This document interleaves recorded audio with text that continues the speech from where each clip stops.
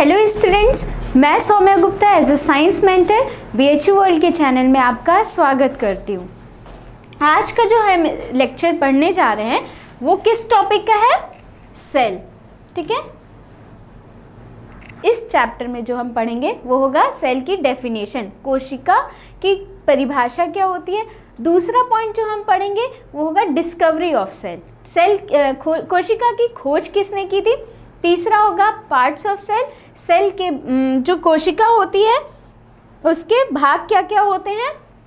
चौथा होगा कोई भी ऑर्गेनिज्म है, कोई भी जीव है, उसमें वो किस बेसिस पे उसको डिवाइड किया गया है। पहला तो हम ऑर्गेनिज्म को नंबर के यानी संख्या के आधार पे भी डिवाइड करते हैं, कितनी उसमें सेल की कितनी संख्या है, कोशिका की कितनी संख्या है। ठीक है, फिर दूसरा साइज ऑफ सेल यानी कोशिका की आकृति और उसके शेप के आधार पे भी करते हैं।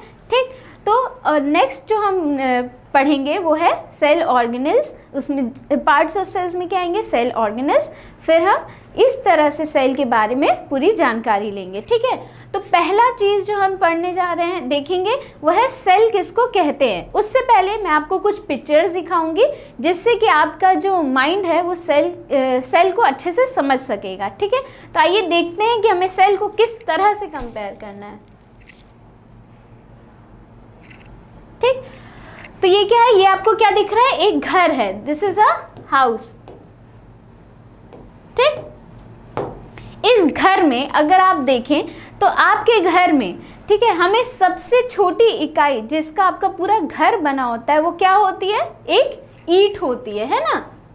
एक ईंट जो है वो आपके घर की सबसे छोटी इकाई है। अगर आपके घर में से ईंट को हटा दिए तो आपका घर बचेगा? नहीं बचेगा, क्योंकि एक छोटी छोटी ईंट को मिला के आपका पूरा दीवार बना है, जिससे दीवारों से घर बनता है। ठीक है, उसी तरह एक ऑर्गेनिज्म, ठीक है, चाहे वो एनिमल्स हो, चाहे वो प्लांट्स हो और चाहे वो ह्यूमन बींग्स हो। ठीक है, कोई भी लिविंग ऑर्गेनिज्म किस चीज़ का बना हुआ है? बेसिक यूनिट उसकी क्या है?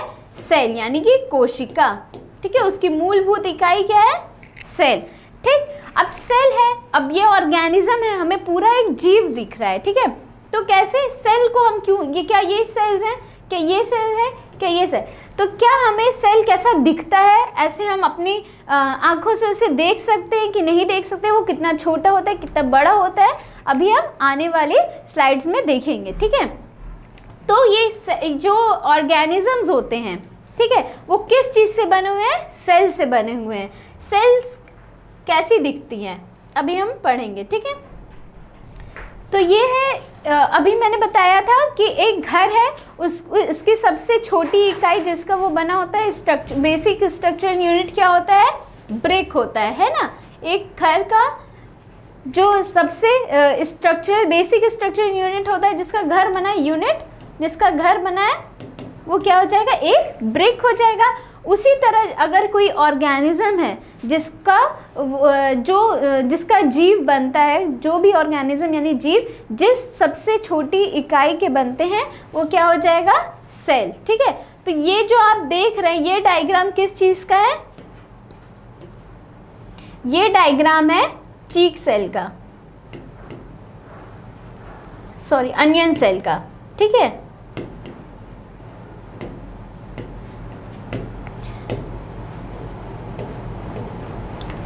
तो ये डायग्राम है अनियन सेल का। इसमें जो है अगर आपको सबसे छोटी स्ट्रक्चरल यूनिट जो आपको देखने को मिल रही है वो क्या है? सेल है। ठीक है, अब हम आने वाले वीडियोस में आने वाले स्लाइड्स में देखेंगे कि सेल कैसा दिखता है। ठीक है, अब ये क्या है? आपको एक सेल दिख रहा है, इसमें क्या होते हैं? पार्ट्स भी होते हैं सेल के, लेकिन जो 3 बेसिक पार्ट्स होते हैं सेल के वो क्या होता है? जैसे आपको ये सेल दिख रहा है, इसमें क्या है? एक बाउंड्रीज है एक सेल के बीच, ये पूरा एक सेल है, ये पूरा एक सेल है। ठीक है, एक कोशिका है, एक कोशिका के बाद सारी कोशिकाएं मिलके एक समूह में यानी ग्रुप में प्रेजेंट है। तो ये जो सेल है वो क्या है? ये सेल क्या एक सेल है। तो इस सेल में क्या है? दूसरी सेल से ये कैसे अलग है? एक बाउंड्री इसमें आप देख सकते हैं, एक बाउंड्री, क्लियर बाउंड्री आपको दिख रही है, वो उसको क्या बोलते हैं? Cell membrane.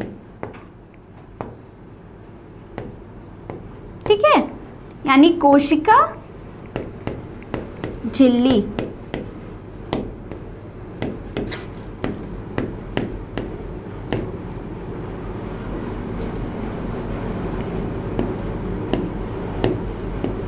ठीक, कोशिका झिल्ली के बाद आता है ये जो हमारा स्पेस है, उसको हम क्या बोलते हैं? साइटोप्लाज्म। क्या बोलते हैं? साइटोप्लाज्म, यानी कोशिका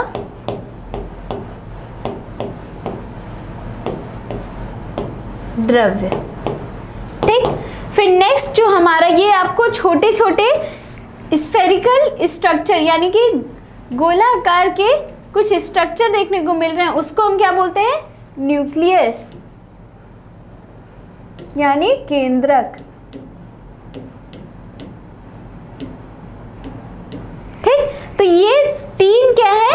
एक सेल के यानी एक कोशिका के बेसिक स्ट्रक्चर पार्ट्स हैं। ठीक है, जो हमें हर सेल में देखने को मिलते हैं। ठीक है, तो अब नेक्स्ट हम क्या देखेंगे कि सेल हमारा कैसा दिखता है। ठीक है, सेल में क्या क्या होता है ये हम एक पिक्चर के थ्रू जानेंगे। ये है हमारा सेल। ठीक, कोशिका, ये क्या है? सेल का पूरा स्ट्रक्चर यानी कोशिका का पूरा स्ट्रक्चर है। कोशिका कैसी होती है? ऐसी होती है, लेकिन आप इतने बड़े पिक्चर में उसको देख रहे हैं। कोशिका क्या होती है? हमें आसानी से अपने आंखों से नहीं देखने को मिलती है। ठीक है, इसको हम किसकी मदद से देखते हैं? माइक्रोस्कोप की मदद से देखते हैं। ठीक है,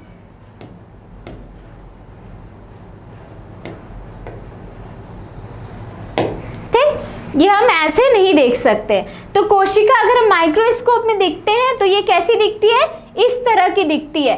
सबसे पहली चीज हमें क्या दिखती है? देखने को मिलती है कि ये बाउंड्री होती है उसमें इस तरह की। ये जो बाउंड्री है उसको क्या बोलते हैं? मैंने अभी बताया था, सेल मेम्ब्रेन, यानी कोशिका झिल्ली। ठीक, फिर जो हम देखते हैं वो होता है साइटोप्लाज्म।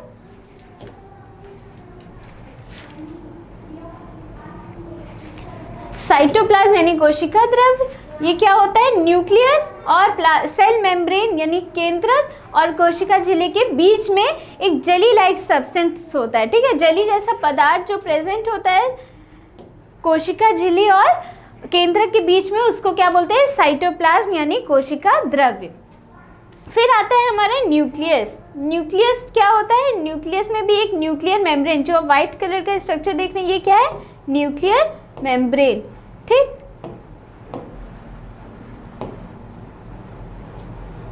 यानी केंद्रीय झिल्ली। ठीक है, इसके अंदर होता है हमारा न्यूक्लियस। ठीक, ये है हमारा न्यूक्लियस।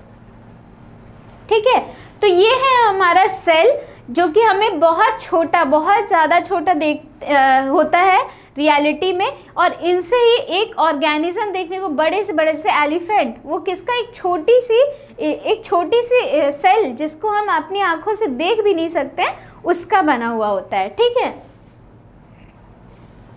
तो कैसे हम एक सेल से कैसे एक ऑर्गेनिज्म बनता है, ठीक है, एक कोशिका से कैसे पूरा जीव बनता है, अभी हम देखते हैं। ठीक है, तो ये है हमारी कोशिका यानी सेल। सेल से बनता है टिश्यू। एक जैसी सेल अगर एक ग्रुप में मिल जाए, एक समूह बना लें, तो उनसे क्या बनता है? एक तरह का टिश्यू बनता है। जैसे ये जो टिश्यू है वो किसका है? स्किन में पाया जाता है। ठीक है, ये टिश्यू हमारी स्किन में प्रेजेंट होता है। तो एक सेल से क्या बना? टिश्यू बना, यानी ऊतक बना। ठीक, इन टिश्यू, एक जैसे टिश्यू मिलके एक ग्रुप बनाए और एक जिनसे वो जो सारी समूह हो जाए ऊतक का, वो क्या करे? एक स्पेसिफिक फंक्शन यानी किसी एक कार्य को करे, तो उसको क्या बोलते हैं? ऑर्गन्स। ठीक है, यानी कि अंग बनाते हैं। तो ये टिश्यूज मिलके क्या बनाएंगे?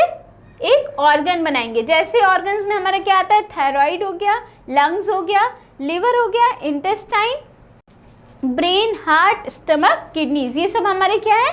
ऑर्गन्स हैं। ठीक, तो ऑर्गन्स जब मिलते हैं जो कि एक स्पेसिफिक सिस्टम, एक स्पेसिफिक फंक्शन परफॉर्म करे एक बॉडी में, उसको हम क्या बोलेंगे? Organ system. जैसे कि अगर आप ये रीजन देखें, ठीक है, यहाँ पे क्या है? हमारा स्टमक है, यहीं पे हमारा पैंक्रियाज है, और यहीं पे हमारा लार्ज इंटेस्टाइन, स्मॉल इंटेस्टाइन है, ठीक है। तो ये क्या है? एक डाइजेस्टिव सिस्टम है। कुछ ऑर्गन्स मिलके एक स्पेसिफिक वर्क यानी कि डाइजेशन को परफॉर्म कर रहे हैं, है ना, तो उसको वो क्या बनाते हैं? Digestive system. तो ऑर्गन्स ग्रुप फॉर्म करके डाइजेस्टिव सिस्टम बनाते हैं। इसी तरह लंग्स, और लंग्स मिलके क्या बनाएगा? रेस्पिरेटरी, लंग्स है, ब्रोंका, ये सब मिलके क्या बनाता है? Respiratory system. तो रेस्पिरेटरी सिस्टम, डाइजेस्टिव सिस्टम, ये जो सारे सिस्टम होते हैं ये मिलके क्या बनाते हैं? एक ऑर्गेनिज्म यानी एक जीव बनाते हैं। ये जो आप पूरा ऑर्गेनिज्म देख रहे हैं ये किससे बना हुआ है? पूरे ऑर्गन सिस्टम से बना हुआ है। सारे ऑर्गन सिस्टम एक साथ मिलके शरीर में जितनी भी क्रियाएं हैं उसको करते हैं, तो वो क्या बनाता है? एक ऑर्गेनिज्म बनाता है। फिर एक जीव जो कि ऑर्गेनिज्म है, वो जो जिसमें सारे ऑर्गन सिस्टम है, वो ऑर्गन सिस्टम किसके बने हुए हैं? एक स्पेसिफिक ऑर्गन्स के बने हुए हैं जो कि अलग अलग काम करते हैं हमारे बॉडी में, ठीक है। तो ये जो ऑर्गन्स है वो किसके बने हुए हैं? एक ग्रुप ऑफ टिश्यू के बने हुए हैं, ठीक है। जब जो ऊतकों का समूह होता है वो मिलके अंग बनाता है।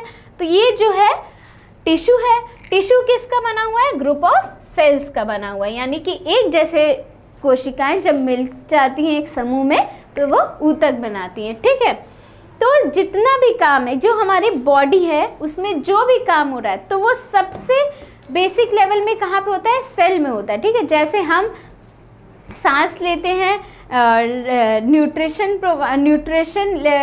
हमारे बॉडी को न्यूट्रिशन मिलता है, एक्सक्रीशन होता है, ये सब बेसिक लेवल में सब कुछ सेल में भी होता है, ठीक है। उसमें ऐसा क्या होता है, चूँकि सारे फंक्शंस होते हैं, जैसे हम जानते हैं हमारे बॉडी में डाइजेस्टिव सिस्टम है, रेस्पिरेटरी सिस्टम अलग अलग, तो ऐसे हमारे सेल में भी अलग अलग चीज़ें होती हैं जिनसे सारे फंक्शन होते हैं, ठीक है। तो अभी हम देखेंगे कि सेल में ऐसा क्या होता है जैसे कि सारे फंक्शन होते हैं, और उसको basic structural and functional unit of an organism क्यों बोलते हैं, ठीक। तो सेल क्या है? Basic structural unit of an organ, ठीक है। किसी भी अंगों की संरचनात्मक मूलभूत इकाई को कोशिका कहते हैं, ठीक। तो पहला क्वेश्चन जो आपसे एग्जाम में पूछा जाता है वो होता है डिस्कवरी ऑफ सेल, ठीक है। किसने सेल की खोज की थी?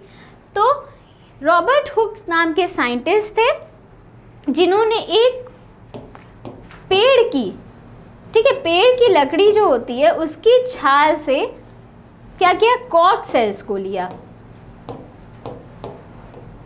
कॉर्क सेल को लिया और उसकी क्या की? स्लाइड बनाई और उसको माइक्रोस्कोप यानी कि आवर्धक यंत्र में देखा, ठीक है। आवर्धक यंत्र में एक ग्लास होता है जो कि क्या करता है? छोटी चीज़ों को बहुत मैग्नीफाई, बहुत बड़ा करके दिखाता है। तो उसमें हम देख सकते हैं कि इस कॉर्क सेल में क्या क्या होता है, ठीक है। तो उन्होंने क्या देखा? इस तरह का स्ट्रक्चर देखा, ठीक। ये क्या है? कॉर्क सेल है, ठीक है। कॉर्क सेल में उन्होंने देखा कि ये आपको किस, एक मधुमक्खी के छत्ते जैसा दिख रहा है, यानी हनी कोम लाइक स्ट्रक्चर है, ठीक है। तो ये जो छोटे छोटे इसमें आपको जगह देखने को मिल रही है, रूम्स देखने को मिल रहे हैं, उसी को उन्होंने क्या नाम दिया? सेल, ठीक है। क्या नाम दिया उसको? सेल। तो ये जो छोटे छोटे कंपार्टमेंट्स हैं, ठीक है, ये जो छोटे छोटे कंपार्टमेंट्स हैं उसी को हम क्या बोलते हैं? सेल, जिसका मतलब होता है लिविंग रूम, ठीक है, लिविंग रूम। ये क्या है? सेल एक लैटिन वर्ड है, ठीक, जिसका मतलब होता है लिविंग रूम, ठीक। तो सेल की डिस्कवरी किसने की थी, किस साइंटिस्ट ने, रॉबर्ट हुक ने 1665 में। आप याद रखेंगे, इससे क्वेश्चन पूछा जाता है। नेक्स्ट है जो अभी मैंने बताया कि सेल है, सेल के ग्रुप से क्या बनता है, टिश्यू बनता है यानी ऊतक बनता है कोशिकाओं के समूह से। फिर ऊतक से क्या बनता है, ऊतक के समूह से अंग बनता है, ऑर्गन बनता है, और ऑर्गन के समूह से क्या बनता है, ऑर्गन सिस्टम, जो कि ऑर्गेनिज्म बनाता है। तो इसकी डेफिनेशन है the group of similar sales. ठीक है, ये नहीं कि अलग अलग सेल्स यानी कि स्किन की सेल, हार्ट की सेल मिलके एक टिश्यू बनाएंगे, नहीं। अगर स्किन की सेल है तो स्किन की ही सेल मिलेगी, हार्ट की सेल है तो हार्ट की सेल्स ही मिलेंगी और टिश्यू बनाएंगी। ठीक है, एक स्पेसिफिक फंक्शन को परफॉर्म करें। ठीक, वो मिलके एक सारी सेल्स मिलके एक स्पेसिफिक फंक्शन, यानी अगर रेस्पिरेशन करी तो रेस्पिरेशन करें, डाइजेशन करी तो डाइजेशन करें, तो वो क्या बनाएंगी, टिश्यू बनाएंगी। फिर आता है ऑर्गन। जब टिश्यूज मिलके एक समूह बना के क्या करें, किसी ऑर्गेनिज्म में एक स्पेसिफिक फंक्शन को परफॉर्म करें। मैंने बताया स्पेसिफिक फंक्शन में या तो डाइजेशन करें या तो रेस्पिरेशन करें। ठीक है, तो इससे क्या होता है, अगर ग्रुप ऑफ टिश्यूज बनती है तो वो ऑर्गन्स बनाती हैं। ऑर्गन में क्या होता है, जैसे कोई भी अंग, स्टमक हो गया, लिवर हो गया, किडनी हो गया। ठीक है, फिर आता है ऑर्गन सिस्टम। जब ग्रुप ऑफ ऑर्गन्स मिलते हैं तो वो क्या बनाते हैं, एक स्पेसिफिक फंक्शन को करे तो वो ऑर्गन सिस्टम बने। मैंने लास्ट स्लाइड में भी बताया कि रेस्पिरेटरी सिस्टम, डाइजेस्टिव सिस्टम, ये सब क्या है, हमारा ऑर्गन सिस्टम। और फिर ये ऑर्गन सिस्टम मिलके एक ऑर्गेनिज्म यानी जीव को बनाते हैं। अब हमारा ऑर्गेनिज्म बन गया। ठीक है, अब ऑर्गेनिज्म जो होते हैं, हमें अपने अराउंड, हमें अपने आसपास क्या देखने को मिलता है कि ऐसा नहीं है कि एक ही टाइप का ऑर्गेनिज्म है। ठीक है, हमें छोटे से ऑर्गेनिज्म जिसको हम देख भी नहीं सकते हम अपनी आँखों से, वहाँ उससे लेके हमें जिराफ और एलिफेंट जितने बड़े ऑर्गेनिज्म देखने को मिलते हैं। ठीक है, तो ये किस बेसिस पे डिवाइड होते हैं, सेल के आधार पे। ठीक है, तो हम पहला डिवीजन जो देखते हैं ऑर्गेनिज्म, वो है on the basis of number of cells, यानी कोशिकाओं के संख्या के आधार पे हम एक जीव को किस भाग में डिवाइड करते हैं। तो क्या होता है, पहला है यूनिसेल्युलर और दूसरा है मल्टीसेल्युलर। मतलब पहला है एक कोशिकीय और दूसरा है बहुकोशिकीय। ठीक, तो यूनिसेल्युलर क्या मतलब होता है, देखिए जो यूनि होता है उसका मतलब होता है वन।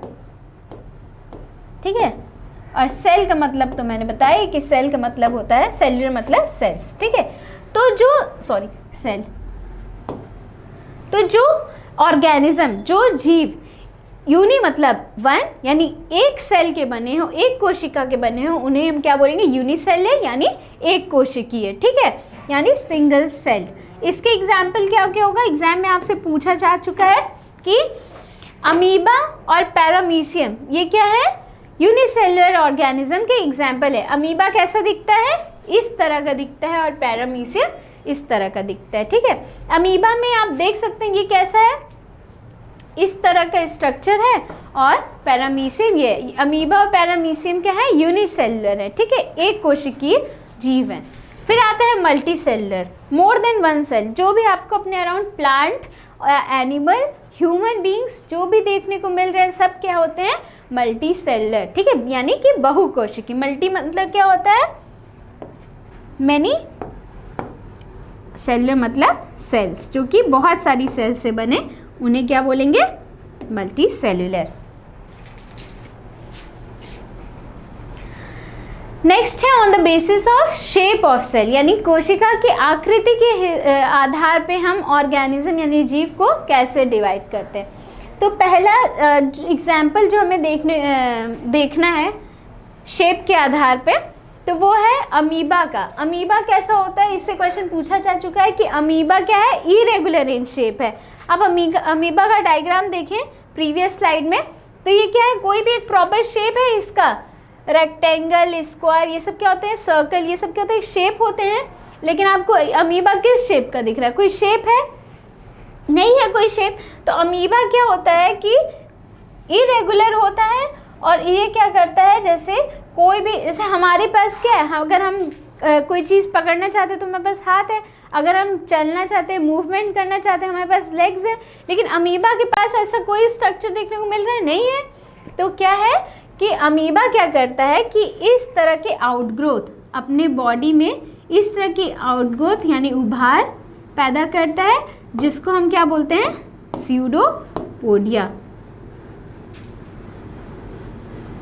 ठीक है, ये आप याद रखेंगे, जिसको पादाप भी बोलते हैं। ठीक, तो ये स्यूडोपोडिया का काम क्या होता है, लोकोमोशन में यानी चलने फिरने में, मूवमेंट में, और कैप्चर में यानी कोई भी फूड को पकड़ने में। ठीक है, जो इसका फूड है उसको पकड़ने में ये ऐसी आउटग्रोथ करता है यानी उभार पैदा करता है अपने शरीर में, जो कि स्यूडोपोडिया कहलाती है। तो इसलिए अमीबा क्या है, एक इरेगुलर ऑर्गेनिज्म का एग्जाम्पल है। ठीक है, नेक्स्ट एग्जाम्पल जो है इरेगुलर ऑर्गेनिज्म का, वो है सिंगल वाइट ब्लड सेल। ठीक है, यानी श्वेत रक्त कोशिकाएं क्या है, एग्जाम्पल ऑफ इरेगुलर सेल है। ठीक, श्वेत रक्त कोशिकाएं ह्यूमन बॉडी में देखने को मिलती हैं। ठीक, और सारे अगर हम शेप के आधार पे ऑर्गेनिज्म अगर सेल्स की बात करें, तो ये जो सेल है आपको क्या देखने को मिल रही है, सर्कल यानी स्फेरिकल है, गोलाकार है। तो आरबीसी यानी रेड ब्लड सेल जो होती है हमारी, वो क्या होती है, स्फेरिकल होती है ना। फिर नेक्स्ट है स्पिंडल शेप्ड मसल सेल्स। ठीक है, स्पिंडल शेप मतलब आपने अपने घर में बेलन देखा होगा, तो बेलन क्या होता है, इस शेप का होता है, बीच में थोड़ा मोटा होता है और साइड साइड में थोड़ा पतला होता है। ठीक है, तो ये जो है वो हमारी स्पिंडल शेप है। ठीक, स्पिंडल यानी बेलन आकार, जिस टाइप का हमारे घर में जिससे हम रोटी बेलते हैं वो बेलन होता है, वो स्पिंडल शेप होता है। तो हमारी मसल सेल्स जो होती हैं वो कैसी होती हैं, स्पिंडल शेप होती हैं। नेक्स्ट है नर्व सेल। ठीक है, तंत्रिका कोशिका जो होती है वो क्या होती है, longest cell in human body होती है, सबसे लंबी सेल होती है ह्यूमन में। ठीक, ह्यूमन बॉडी में सबसे लंबी सेल होती है और ब्रांच होती है। ठीक है, ब्रांच मतलब जैसे ट्री में शाखाएं प्रेजेंट होती हैं, इसमें भी क्या है, ऐसे ब्रांचेस यानी शाखाएं दिख रही हैं आपको, तो ये क्या है, नर्व सेल है। ठीक, तो ये क्या हमने देखा कि कुछ सेल्स होती हैं जो कि जिनका कोई शेप ही नहीं होता है, इरेगुलर होती है, और कुछ सेल्स होते हैं जो कि स्फेरिकल होती हैं, स्पिंडल शेप होती हैं, लॉन्ग होती हैं, ब्रांच होती हैं। ठीक है, फिर आता है next on the organism on the basis of size of cell. ठीक है, तो पहला साइज क्या था। अब सारी सेल्स जो होती हैं, मैंने अभी बताया था कि सारी सेल्स क्या होती है, इतनी छोटी होती है कि हमें अपने आँखों से नहीं कुछ सेल्स इतनी छोटी होती हैं कि हमें अपने आँखों से नहीं दिखती हैं। ठीक है, तो ऐसी सेल्स का साइज क्या हो सकता है, माइक्रोमीटर या माइक्रॉन। मतलब कि अगर माइक्रोमीटर है तो आप समझ लीजिए कि ये मिलीमीटर से भी बहुत छोटा है, यानी 1 माइक्रोमीटर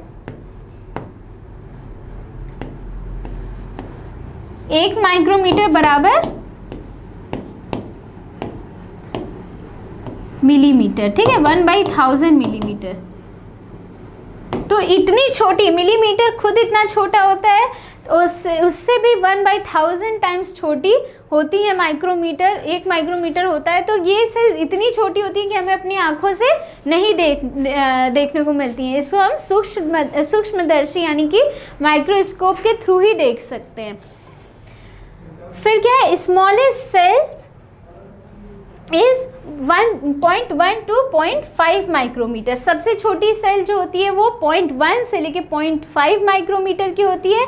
कौन सी होती है, बैक्टीरिया यानी जीवाणु की होती है। ठीक है, बैक्टीरिया हम अपनी आँख से देख सकते हैं, हमारे हाथ पे कितने बैक्टीरिया प्रेजेंट हम देख सकते हैं, नहीं देख सकते। क्यों नहीं देख सकते, क्योंकि जो बैक्टीरियल सेल्स होती हैं वो कितनी होती है, 0.1 से लेके 0.5 माइक्रोमीटर तक होती हैं। ठीक है, फिर नेक्स्ट है लार्जेस्ट सेल। लार्जेस्ट सेल मतलब सबसे बड़ी सेल जो हमें नेचर में देखने को मिलता है वो होता है 170 मिलीमीटर इंटू 130 मिलीमीटर। क्या होता है, कौन सी किसकी सेल्स होती हैं, एग ऑफ ऑस्ट्रिच, ठीक है। Egg of ostrich is the largest cell and smallest cell क्या होती है, बैक्टीरियल सेल, ठीक। अब ह्यूमन बॉडी की बात करेंगे, ठीक। ह्यूमन बॉडी में लार्जेस्ट सेल जो होती है वो होता है फीमेल गैमीट, यानी कि एग या ओवन, जिसको हम अंडाणु भी बोलते हैं, ठीक। स्मॉलेस्ट सेल जो ह्यूमन बॉडी में होती है वो होती है मेल गैमीट, जिसको हम स्पर्म बोलते हैं, यानी शुक्राणु बोलते हैं, ठीक। और जो हमारी लॉन्गेस्ट सेल होती है, अभी मैंने लास्ट स्लाइड में आपको बताया कि longest cell in human body क्या होती है, नर्व सेल यानी तंत्रिका कोशिका, ठीक है। ह्यूमन बॉडी में ये 3 चीज़ें आप याद रखेंगे, इवन आप पूरा याद रखेंगे, कुछ भी क्वेश्चन में इससे रिलेटेड पहले भी पूछा गया है और पूछा भी जा सकता है। नेक्स्ट है जो मैंने बताया था आपको कि बेसिक कंपोनेंट्स ऑफ सेल, ठीक है। सेल के जो बेसिक कंपोनेंट्स होते हैं वो क्या क्या है, मतलब जिनका सेल बना होता है, ठीक है। तो 3 चीज़ें मैंने आपको अभी थोड़ी देर पहले ही बताई कि 3 बेसिक कंपोनेंट्स क्या होते हैं सेल के। पहला होता है सेल मेम्ब्रेन, दूसरा होता है साइटोप्लाज्म और तीसरा होता है न्यूक्लियस, यानी कि कोशिका झिल्ली, कोशिका द्रव और केंद्रक, ठीक है। तो ये है एक डायग्राम जो कि ह्यूमन चीक सेल का है, ठीक। ह्यूमन चीक सेल का एक डायग्राम है, तो उसका इसको हमने माइक्रोस्कोप में देखा है। एक आपको प्रैक्टिकल क्लास 11th में करना रहता है, जिसमें कि चीक सेल्स का एक स्लाइड बनाना होता है और उसको माइक्रोस्कोप में देखना होता है, ठीक है।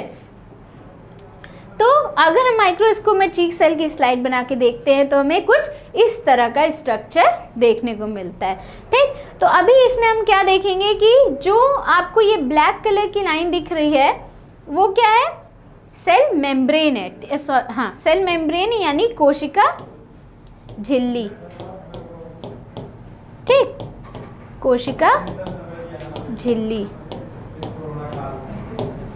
नेक्स्ट जो है हमारा बेसिक कंपोनेंट है सेल का वो है साइटोप्लाज्म यानी कोशिका द्रव्य,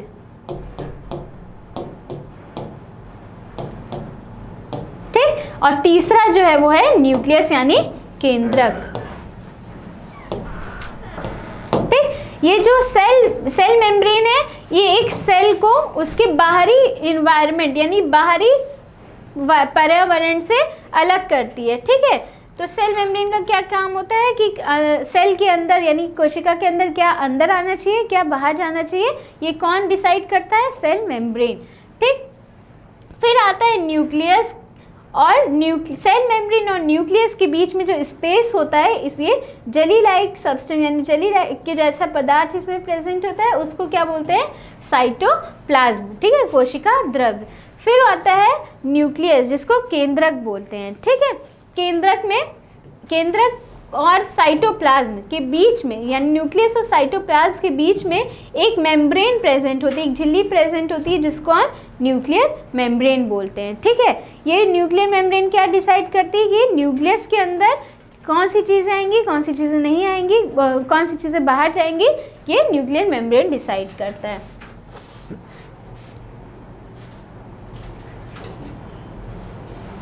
ठीक।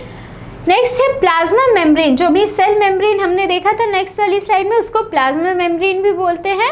वो क्या होती है, पोरस होती है। पोरस मतलब क्या होता है, जिसमें पोर्स प्रेजेंट हो, छेद प्रेजेंट हो, उसको क्या बोलते हैं, porous. And allows the movement of substance and materials both inwards and outwards, बाहर अंदर क्या आएगा जाएगा, पोर्स में से प्लाज्मा मेम्ब्रेन में पोर्स प्रेजेंट होती हैं, उसके थ्रू आता जाता है। और कौन डिसाइड करता है, प्लाज्मा मेम्ब्रेन, इसीलिए इसको क्या बोलते हैं, सेलेक्टिवली परमिएबल। प्लाज्मा मेम्ब्रेन कैसी होती है, सेलेक्टिवली परमिएबल,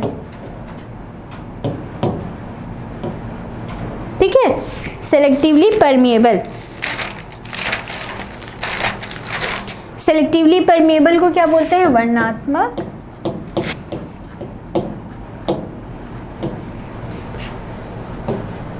परागन झिल्ली, ठीक है। मतलब ये डिसाइड करती है कि कौन कौन सी चीज़ें सेल के अंदर आएंगी, कौन कौन सी चीज़ें नहीं आएंगी, इसलिए इसको क्या बोलते हैं, प्लाज्मा मेम्ब्रेन को सेलेक्टिवली परमिएबल मेम्ब्रेन। फिर नेक्स्ट जो हमने पढ़ा था वो था साइटोप्लाज्म। साइटोप्लाज्म क्या होता है, जेली लाइक सब्सटेंस जो कि न्यूक्लियस और सेल मेम्ब्रेन के बीच में होता है। कोशिका द्रव्य क्या होता है, एक जेली जैसा पदार्थ होता है जो कि केंद्रक और कोशिका झिल्ली के बीच में प्रेजेंट होता है। फिर है सेल ऑर्गेनेल्स। ये जो ऑर्गेनेल्स हैं, ऑर्गेनेल किस वर्ड से लेके बना गया है, ऑर्गन का मतलब क्या होता है, स्मॉल ऑर्गन्स, ठीक है। जो छोटे ऑर्गन्स होते हैं सेल में उसको हम क्या बोलते हैं, organelles. refers to the compartments within the cell that perform a specific function, जो कि एक किसी काम को करते हैं। जैसे अगर रेस्पिरेशन है तो रेस्पिरेशन करेंगे, न्यूट्रिशन है तो न्यूट्रिशन करेंगे, डाइजेशन है तो डाइजेशन करेंगे, वो क्या होते हैं, ऑर्गेनेल्स, ठीक है। These are present in the cytoplasm. ये क्या करते हैं, कोशिका द्रव्य यानी साइटोप्लाज्म में फ्लोट करते तैरते हैं, ठीक है। These are mitochondria, Golgi bodies, ribosomes etcetera, ठीक है। अभी हम डायग्राम में देखेंगे कि सेल ऑर्गेनेल्स कैसे दिखते हैं। फिर हमने जो तीसरी चीज़ देखी थी सेल मेम्ब्रेन, साइटोप्लाज्म, उसके बाद हमने क्या देखा था, न्यूक्लियस यानी केंद्रक, ठीक है, जो बेसिक कॉम्पोनेंट होता है एक सेल में। तो ये कैसा होता है, पहले तो हमने देखा था कि गोल आकार का होता है यानी स्फेरिकल होता है और बिल्कुल सेल के बीच में प्रेजेंट होता है, ठीक है। अब ये इसमें हमने देखा था लास्ट स्लाइड में कि इसमें न्यूक्लियर मेम्ब्रेन होती है। देखिए आप सेल के बीच में क्या प्रेजेंट है, न्यूक्लियस प्रेजेंट है। अब इसी डायग्राम से कंपेयर करते हुए चलिए, न्यूक्लियर मेम्ब्रेन यानी कोशिका झिल्ली क्या होती है, मैंने बताया था कि nucleus is separated from the cytoplasm by a membrane called nuclear membrane, ठीक। This membrane is also porous, क्योंकि पर ऐसा तो नहीं है कि पूरे मेम्ब्रेन से इस चीज़ें बाहर आएंगी, अंदर आएंगी, एक पोर्स प्रेजेंट होते हैं यानी छेद प्रेजेंट होते हैं। जैसे आपके घर है तो पूरे घर में क्या होता है, एक डोर होता है जिससे कि थ्रू आप आते जाते हैं, अंदर आते हैं, बाहर जाते हैं। उसी तरह एक मेम्ब्रेन में क्या होता है, कुछ पोर्स प्रेजेंट होते हैं जिसके थ्रू चीज़ें मतलब अंदर या बाहर आती जाती हैं, ठीक।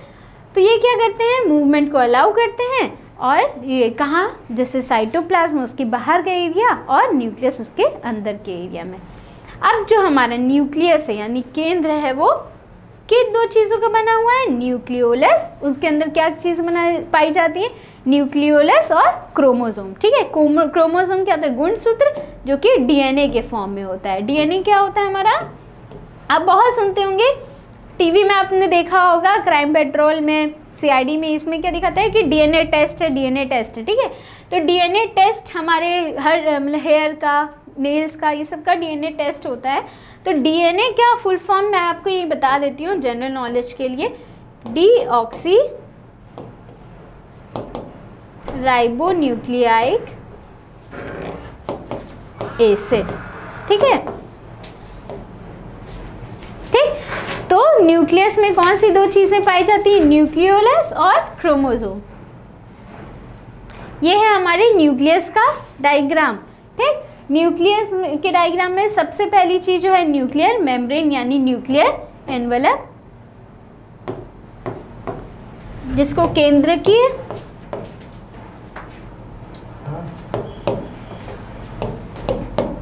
केंद्रकीय झिल्ली भी बोलते हैं, ठीक। फिर नेक्स्ट है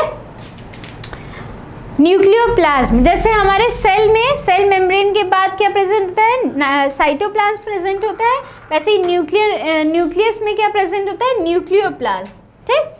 फिर आता है न्यूक्लियोलस, ठीक है, एक स्फेरिकल स्ट्रक्चर, एक स्फेरिकल बॉडी हमें देखने को मिलती है, वो क्या होती है, न्यूक्लियोलस, ठीक।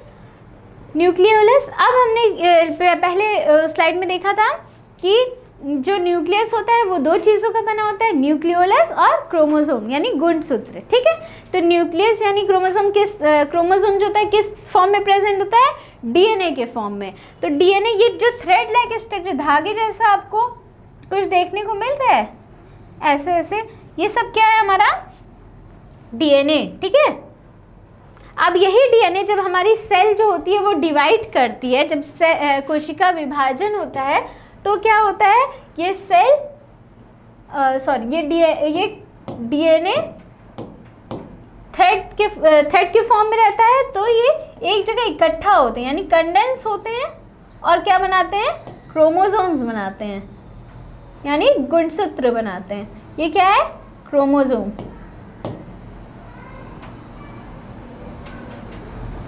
ठीक, यानी गुणसूत्र। ठीक, और ये है हमारा न्यूक्लियस। नेक्स्ट है जीन्स। ठीक है, अभी हमने क्या देखा था, ये जो क्रोमोसोम है इसमें क्या होता है, जीन्स प्रेजेंट होते हैं, ऐसे ऐसे यहाँ पे जीन्स प्रेजेंट होते हैं। तो ये जीन्स होते क्या हैं, डीएनए, अभी मैंने बताया था डीएनए क्या होता है,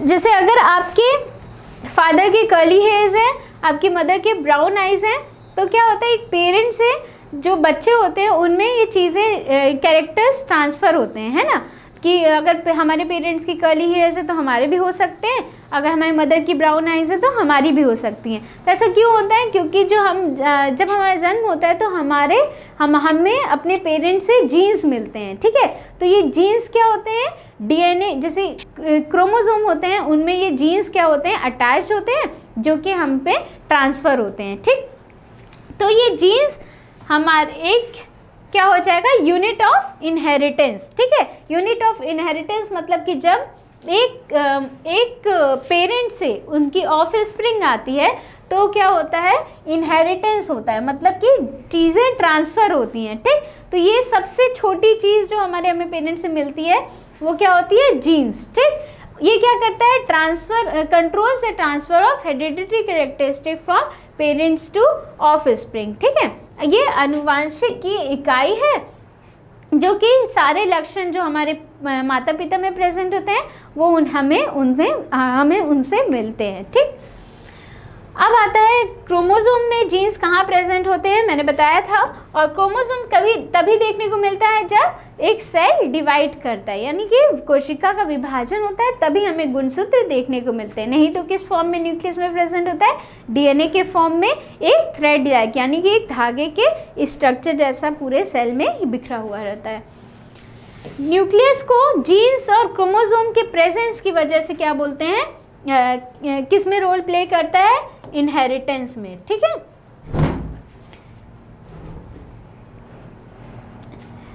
इसलिए इसको क्या बोलते हैं, control centre of activity of the cell या फिर ब्रेन ऑफ द सेल। ठीक है, सेल को क्या करना है क्या नहीं करना है कौन डिसाइड करता है, क्रोमोसोम।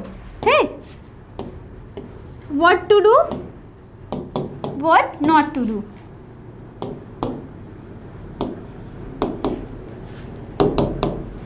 यानी सेल को क्या करना है क्या नहीं करना है वो क्रोमोसोम डिसाइड करता है। क्रोमोसोम किसमें प्रेजेंट होता है, न्यूक्लियस में, इसलिए इसको क्या बोलते हैं, control centre of the activity of cell, यानी कि ब्रेन ऑफ सेल। आप क्या कर रहे हैं क्या नहीं कर रहे हैं ये आपका ब्रेन डिसाइड करता है, इसलिए न्यूक्लियस को क्या बोलते हैं, ब्रेन ऑफ द सेल। ये क्वेश्चन पूछा जा सकता है, आप इसके याद रखेंगे।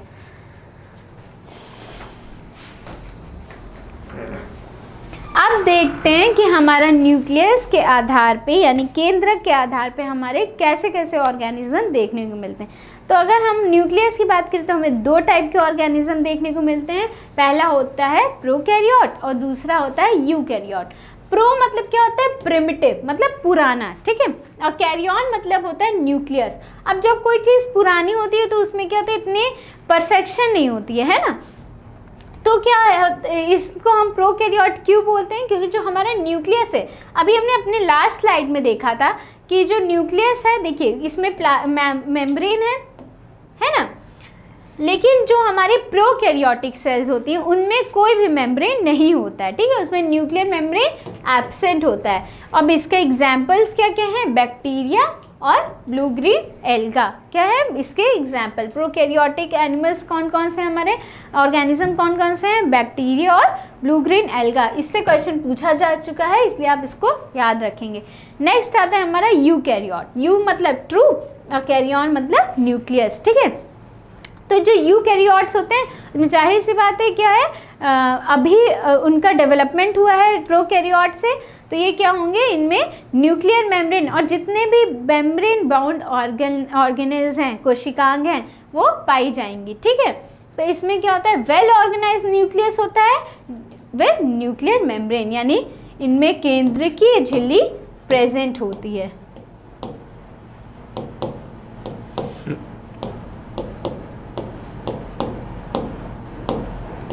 ठीक, इसके एग्जाम्पल क्या है, अनियन सेल्स, चीक सेल, और जितने भी सेल्स हैं बैक्टीरिया और ब्लू ग्रीन एल्गा को छोड़ के सब हमारी क्या होती हैं, यूकैरियोटिक होती हैं।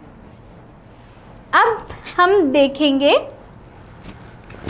कि हमने अभी तक क्या देखा कि जो हमारी कोशिका होती है उसकी परिभाषा यानी सेल की definition, discovery of cell, cell की खोज किसने की थी, ऑर्गेनिज्म यानी जीव का संख्या, सेल की नंबर यानी कोशिका की संख्या और साइज़ और शेप के आधार पर डिवीज़न, और फिर हमने देखा कि सेल के पार्ट्स क्या क्या होते हैं यानी कोशिका के भाग क्या क्या होते हैं। ठीक है, अब आपको बता दूं कि जो हमारे CHS एंट्रेंस एग्ज़ाम होता है उसमें सेल से लगभग हर साल 2 से 3 क्वेश्चन पूछे ही जाते हैं, तो इसका वेटेज एग्ज़ाम में क्या है, अच्छा खासा है। तो इसलिए हम इस चैप्टर से रिलेटेड क्वेश्चंस को नज़रअंदाज नहीं कर सकते हैं, इस चैप्टर को बहुत अच्छे से पढ़ना है। ठीक है, तो अभी तक हमने जो भी पढ़ा इससे रिलेटेड हम देखेंगे कि प्रीवियस ईयर क्वेश्चन पेपर में कौन कौन से क्वेश्चंस पूछे गए हैं और उसको सॉल्व करेंगे। ठीक है, तो आइए देखते हैं कि कौन कौन से क्वेश्चंस पूछे गए हैं अभी तक। तो अभी जो प्रीवियस ईयर में क्वेश्चंस पूछे जा चुके हैं उनमें पहला क्वेश्चन जो है वो है unit of inheritance in living organism is called, यानी जीवित अंगों का उत्तराधिकार की इकाई कहलाती है। ठीक है, तो मैंने लास्ट स्लाइड में आपको बताया था कि जीन क्या होता है, यूनिट ऑफ इनहेरिटेंस होता है ना। यूनिट ऑफ इनहेरिटेंस क्या होता है, जीन।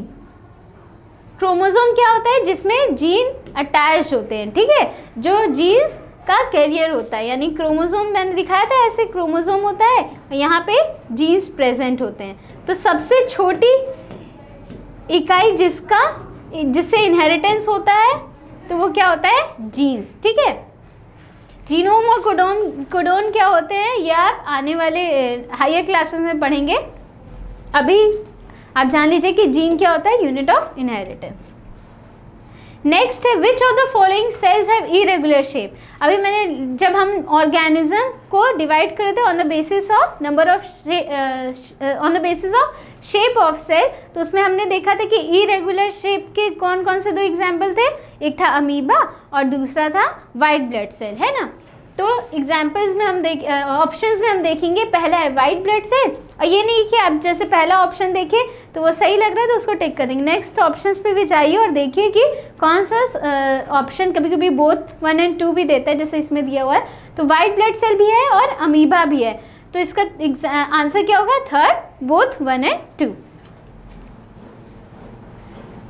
नेक्स्ट है the very good example of prokaryotes. Prokaryotes के एग्जाम्पल्स हमने क्या क्या पढ़े थे, पहला था बैक्टीरिया और दूसरा था ब्लू ग्रीन एल्गा। ठीक है, ब्लू ग्रीन एल्गा और बैक्टीरिया। अगर ब्लू ग्रीन एल्गा और बैक्टीरिया को हटा दें तो जितने भी ऑर्गेनिज्म हमें देखने को मिलते हैं सारे क्या होते हैं, यूकैरियोट्स होते हैं। ठीक है ना, तो इसका एग्जाम्पल ऑप्शन में क्या क्या दिया है, बैक्टीरिया दिया है, पैरामीशियम दिया है, हाइड्रा और फंजाई। तो आंसर क्या होगा, बैक्टीरिया। नेक्स्ट है the largest cell in human body. मैंने बताया था आपको कि ह्यूमन बॉडी में कौन कौन सी सेल लार्जेस्ट होती है, कौन सी सेल स्मॉलेस्ट होती है और कौन सी सेल लॉन्गेस्ट होती है। तो इसमें क्या पूछा है, लार्जेस्ट यानी सबसे बड़ी पूछ रहा है ना। सबसे बड़ी सेल जो ह्यूमन बॉडी में होती है वो होती है ओवम। ठीक है, स्पर्म क्या होती है, सबसे स्मॉलेस्ट सेल होती है ह्यूमन बॉडी में। ठीक, नर्व सेल क्या होती है, तंत्रिका कोशिका, सबसे लॉन्गेस्ट होती है। मैं बता चुकी हूँ पहले भी ये सब। नेक्स्ट है कि जीन्स आर लोकेटेड ऑन। जो जीन्स होते हैं वो किस पर लोकेटेड होते हैं, कभी भी अभी लास्ट ही क्वेश्चन जब हम देख रहे थे तो उसमें मैंने क्या बताया था, जो क्रोमोसोम होता है उसी में क्या होते हैं, जीन्स अटैच होते हैं। यही क्रोमोसोम्स जब हमें अपने पेरेंट्स से मिलते हैं तो हमें जितने भी कैरेक्टर्स आते हैं हमें पेरेंट्स के, वो किसके फॉर्म में मिलते हैं, जीन्स के फॉर्म में। ठीक, इसीलिए जीन्स को क्या बोलते हैं, यूनिट ऑफ इनहेरिटेंस। तो किस में लोकेटेड होता है, न्यूक्लियर मेम्ब्रेन में नहीं होता है, लाइसोसोम में नहीं होता है, सेल मेम्ब्रेन में नहीं होता है, किस में होता है, क्रोमोसोम यानी गुणसूत्र में होता है। लास्ट क्वेश्चन है कि the location of chromosome in the cell is, जो सेल होता है हमारा कहाँ पे लोकेटेड होता है। तो अभी लास्ट स्लाइड में एक स्लाइड थी जब हम लोग पढ़ रहे थे जिसमें कि न्यूक्लियस का डायग्राम दिया हुआ था।